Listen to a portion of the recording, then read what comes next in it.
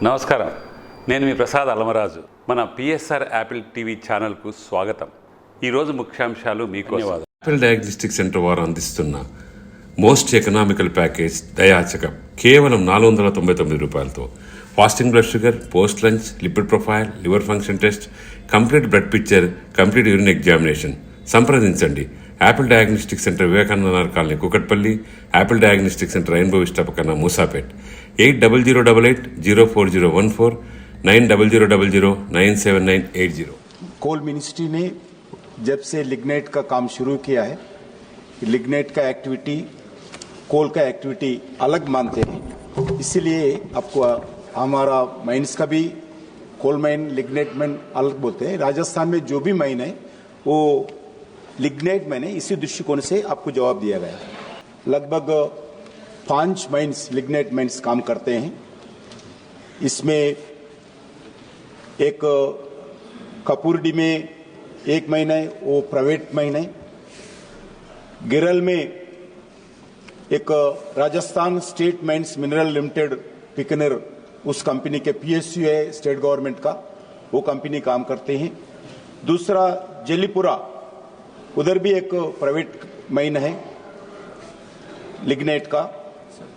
और सोनारी, इसमें भी राजस्थान मिनरल का लिमिटेड का एक पीएसयू है. दूसरा बरसिंगार, इसमें भी एक पीएसयू है. और दूसरा एक गोड़ा, इसमें भी प्राइवेट है. तीसरा और एक है मटासुक कासुना, इसमें एक पीएसयू है. टोटल 7 लिग्नाइट माइंस हैं. इसमें बिल्कुल जो आप जो इश्यूज बताए, इसमें 3 प्राइवेट कंपनी है, 3 स्टेट गवर्नमेंट का है, 1 गवर्नमेंट ऑफ इंडिया का पीएसयू है. टोटल इसमें 7 कंपनीज काम करते हैं. अभी इसमें जो आप प्रोडक्शन का बात करें, बिल्कुल आने वाले दिन में इसमें प्रोडक्शन शुरू करने के लिए सरकार की तरफ से पूरा हम आगे आएंगे, काम करेंगे. राजस्थान में जो क्वेश्चन था, मगर ये एक्सीडेंट के बारे में पूछे हैं. बिल्कुल भारत सरकार जो एक्सीडेंट्स के बारे में कम होना चाहिए, इसके लिए पूरे हम काम करें. और आदरणीय प्रधानमंत्री जी के नेतृत्व में लगातार इस एक्सीडेंट्स को कम करने के लिए जो अलग अलग कमिटीज गठित किया, नया टेक्नोलॉजी यूज करें.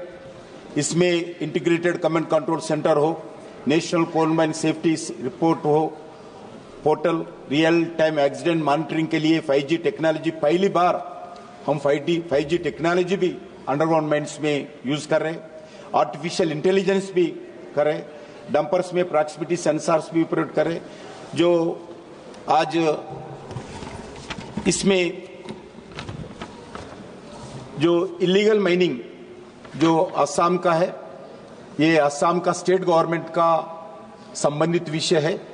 जो भी इलीगल माइनिंग का काम होता है, इलीगल माइनिंग में हुआ है, जो आपको आदरणीय सदस्य ने उठाया, वो इलीगल माइनिंग का काम है. देश में जो भी इलीगल माइनिंग होता है, वो स्टेट गवर्नमेंट्स का रिस्पॉन्सिबिलिटी है. इसमें हमारा तरफ से गवर्नमेंट ऑफ इंडिया का मिनिस्ट्री के लेवल पे एक सेफ्टी कमेटी रहता है. सीएल का, कोल इंडिया का भी एक सेफ्टी कमेटी रहता है. जिस पीएसयू है उसमें भी एक सेफ्टी कमेटी रहते हैं. उसके अलावा डीजीएमएस बोल के हमारा मिनिस्ट्री का अलग एक सेफ्टी कमेटी देते हैं. लेबर मिनिस्ट्री का भी एक कमेटी रहती है. मैं बताना चाहता हूं, लगातार इस जो कोल माइंस में एक्सीडेंट्स लगातार कम हो रहे हैं. ये बहुत हमारा दृष्टिकोण से ये बहुत अच्छा विषय है. आने वाले दिन में इसको पूरा और कम करने के लिए भारत सरकार ने पूरा प्रयास कर रहे. इसमें जो एक्सीडेंट हुआ है, रैट होल एक्सीडेंट, मैं स्वयं मुख्यमंत्री जी से बात किया हूं. आज लगभग 245 इलीगल रैट होल माइंस का पूरा असम सरकार सीज किया है. जो संबंधित लोग हैं, लगभग जो कल्प्रिट्स है, जो माइनिंग करवाए इनोसेंट पीपल को, 12 लोगों को ऊपर एक्शन भी लिया है. वैसे ही वेस्टर्न कोलफील्ड में अभी एक्सीडेंट हुआ है. इसमें भी भारत सरकार की तरफ से हाई लेवल कमेटी मिनिस्ट्री की तरफ से, अलग अलग सीएल की तरफ से कमेटी का इन्वेस्टिगेशन किया है। मैं बताना चाहता हूं, आज गवर्नमेंट ऑफ इंडिया हर तरह सेफ्टी को पहला प्रायोरिटी देते हैं।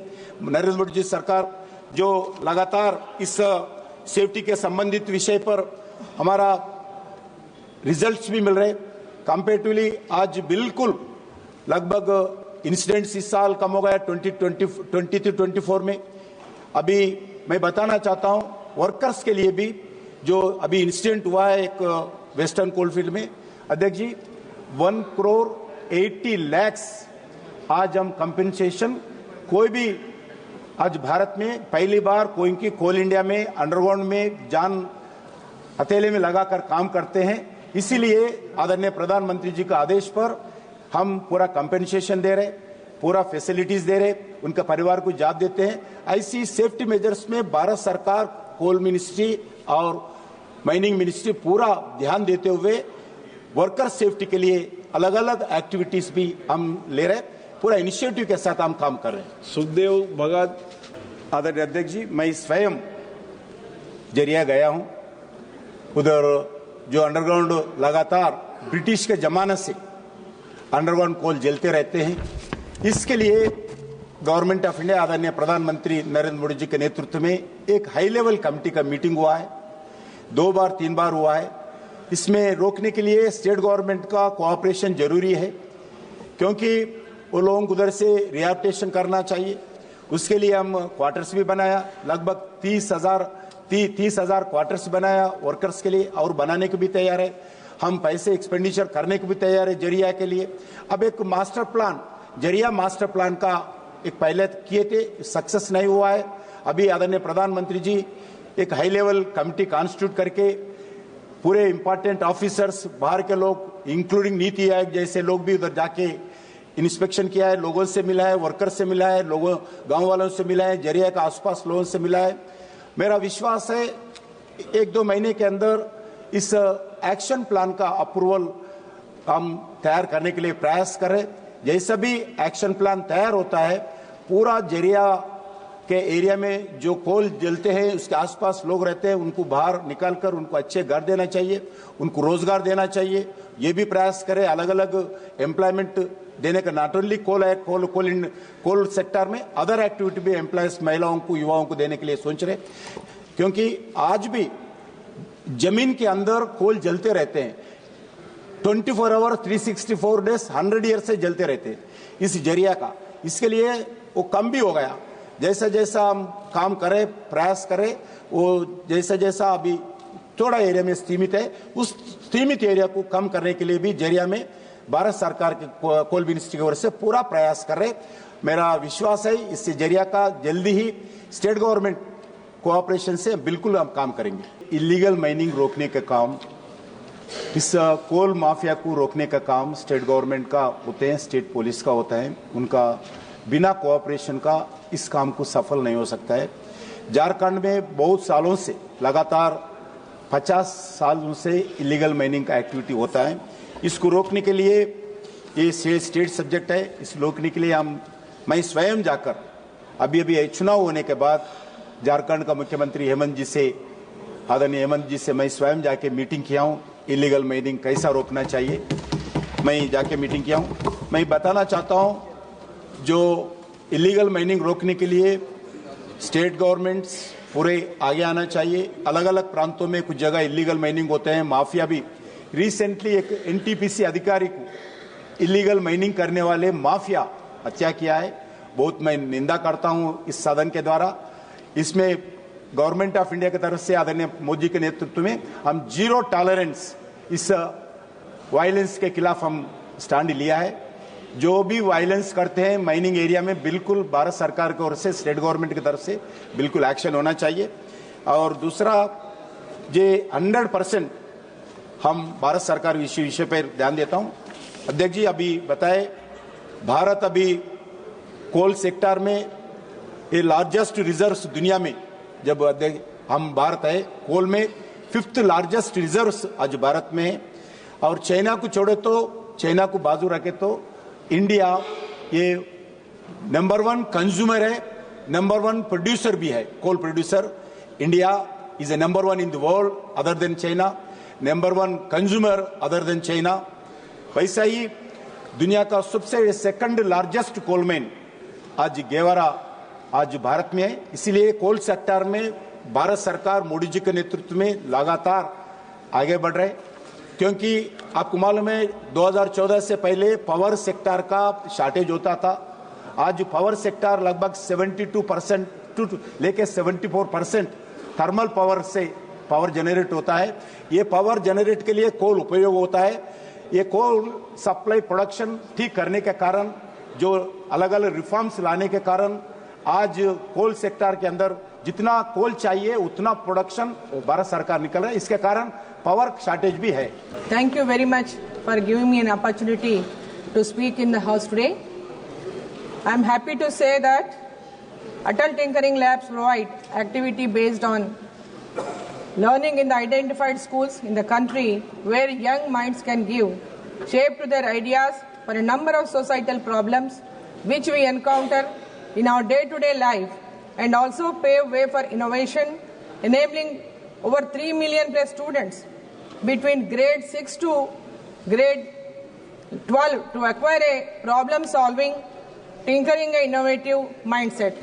My first supplementary question to the Honorable Minister of Planning through the chair is whether the government has any proposal to provide Atal Tinkering Labs in private schools also, to include their participation and their contribution will also play a crucial role in the Amrit Kal to make India a global tech hub by 2047, and will play a vital role in achieving the goal of becoming a $5 trillion economy by 2027-28, and also, if so, the details thereof and the role of private schools till now, and if not, reason for not including the private schools.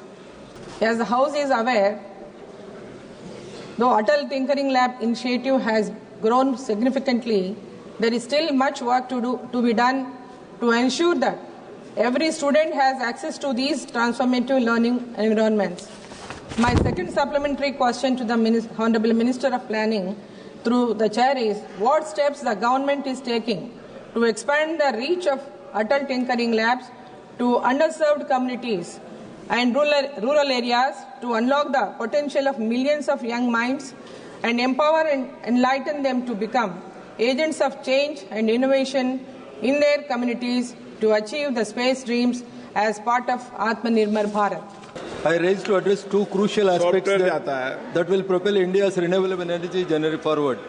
Firstly, I would like to shed light on the incentives and concessions provided by the Union government for setting up of solar power and other renewable energy projects on government lands, more particularly in Telangana. The Union government has implemented various initiatives to encourage the growth of renewable energy in the country. One such initiative is the provision of incentives and concessions for setting up of renewable energy projects on the government lands. The country has set an ambitious target of 450 gigawatts of renewable energy power by 2030. Now my question to the Honorable Minister is, the details of the incentives and concessions provided by the Union government for setting up of solar power and other renewable energy projects on government lands in Telangana. आपका प्रश्न क्या है? Sir, the details of the incentives and concessions provided by the Union government for setting up of solar power and other renewable energy projects on government lands, more particularly in Telangana. Okay. आज नरेंद्र मोदी जी सरकार 2014 में सत्ता में आने के बाद mining sector में, coal sector में ट्रांसपेरेंसी लाने के लिए प्रयास किया है।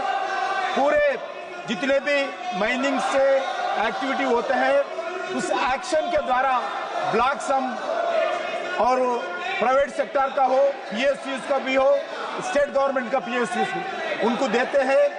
आज तक इसके कारण स्टेट गवर्नमेंट्स को मैं बताना चाहता हूं, स्टेट गवर्नमेंट्स को नरेंद्र मोदी जी सत्ता संभालने के बाद लगभग 6 लाख करोड़ रुपए स्टेट गवर्नमेंट्स को रेवेन्यू मिला है। और रॉयल्टी भी हो, एक्शन प्रीमियम भी हो, डीएमएफ भी हो। आज जो माइनिंग नारेबाजी के लिए मिनिस्ट्री के द्वारा सदन नारेबाजी स्टेट के लिए गवर्नमेंट नहीं को है। लाभ मिलता है। प्रश्नकाल सभी मान्य सदस्यों को प्रश्नकाल में बोलने का मौका दिया, माननीय मंत्री ने जवाब दे दिया। कुछ सभी एजेंसियों से उन स्टेट्स में के कुछ बाद माइंस दिया का जाता एक्शन है। नहीं आ रहा है, उसमें भी आना चाहिए। स्टेट गवर्नमेंट से मिलकर आज हमारा जो मूलभूत क्वेश्चन है ये, इसके लिए भी हम आने वाले दिन में और पीएमयू के साथ और क्लोजली स्टेट गवर्नमेंट के साथ मिलकर काम करने वाला है। कोल सेक्टर में और हम रिफॉर्म्स लाएंगे और माइनिंग सेक्टर में रिफॉर्म्स लाएंगे।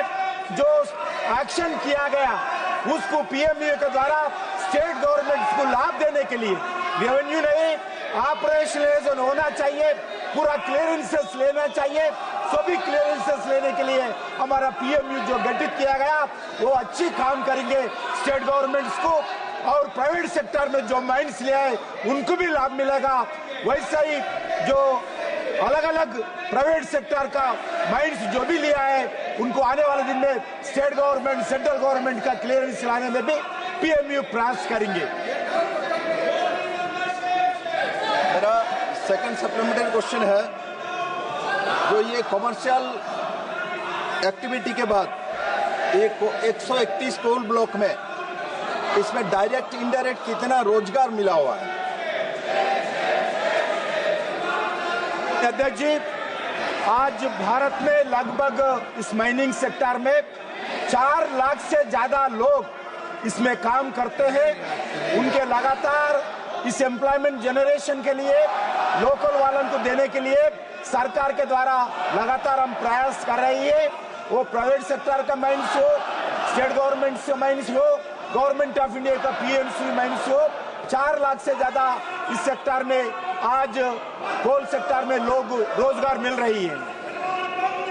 सिर्फ भारत के नहीं है, सारी दुनिया का एक बड़ा डिमांड है क्रिटिकल मिनरल। आज ग्रीन एनर्जी के साथ जाते हैं और इसके लिए जो जैसी दुनिया के क्लीन एनर्जी और इलेक्ट्रिक मोबिलिटी के और बढ़ रही है, लिथियम हो, कोबाल्ट हो, निकल हो, ग्राफाइट हो, अरे रेयर अर्थ एलिमेंट्स हो, हम इसके दृष्टिकोण से हम आगे बढ़ रही है। हमें अभी critical mineral mission Narendra Modi ji के नेतृत्व में भारत सरकार आजाद के बाद पहली बार मिनरल के दृष्टिकोण से क्रिटिकल मिनरल का मिशन घोषित किया है। इसके द्वारा लगभग 32,000 करोड़ हम इस क्रिटिकल मिनरल को पाने के लिए भारत सरकार खर्च करने वाले हैं। और जियोलॉजिकल सर्वे ऑफ इंडिया के दृष्टिकोण से 195 क्रिटिकल मिनरल एक्सप्लोरेशन प्रोजेक्ट्स शुरू किया है। 2025-26 में 227 नए प्रोजेक्ट्स शुरू करने वाले हैं। नेशनल मिनरल एक्सप्लोरेशन ट्रस्ट द्वारा भी इस क्रिटिकल मिनरल को हम बढ़ावा दे रहे हैं। Not only in India, Bharat सरकार के द्वारा आज विदेश में जाकर क्रिटिकल मिनरल्स का एक्सप्लोरेशन करना, माइनिंग करने के लिए नरेंद्र मोदी जी सरकार पहली बार काम कर रही है। क्योंकि आज क्रिटिकल मिनरल सभी हम इंपोर्ट करते हैं ज्यादा से ज्यादा। आज जो इलेक्ट्रिकल व्हीकल्स हो, आज सेलफोन्स का हो, अलग अलग सेक्टर में क्रिटिकल मिनरल्स जरूरी है। जिसके लिए पहली बार भारत सरकार इस मिशन के द्वारा देश में आत्मनिर्भर भारत बनाने के लिए हम प्रयास कर रही है।